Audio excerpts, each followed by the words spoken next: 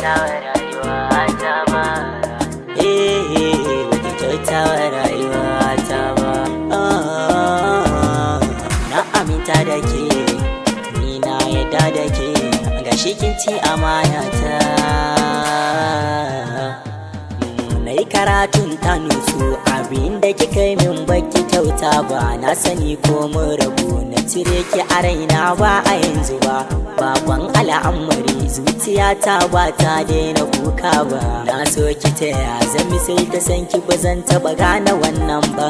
Idaniya sun makanta san ki hakan da na yi duba. Duk abin da kike ina sana samsam ban yi niyyar na furta ba. Kin min alkawari zaki aure ni in ba ni ba kya rayu ba. Na dau aniyar zama da ke abadan ba zan yi sauyi ba. Labarin zuciya to ki tambayi fuska ba za ya sauya ba. Baki ce min baki so na ba, na ga alama gare ki yar baba. Ba lalle babu dole ta ya kai na baki furta aibu ba. Kin min alkawari ranar ayyiri ma'ana auren mu da budiri. Da na san gaibu ne dama zancen ma bogi ne. Kin ce aure sai da ni, magana ce ya kika ya da ni. Ƙarya ne a bayyane, ni ba zan manta ki ba ka ne. Hada cewa an ba da ni, da daɗin zancen an ka da ni.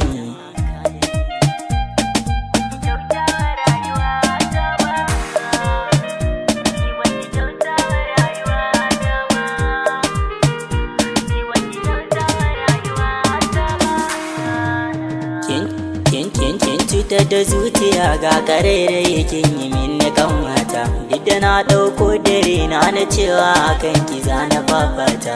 Dukkanin farin ciki na da ɗaya ina baki har ki kyakkyata. Yanzu kin manta da ni, babu keskin ya da ni.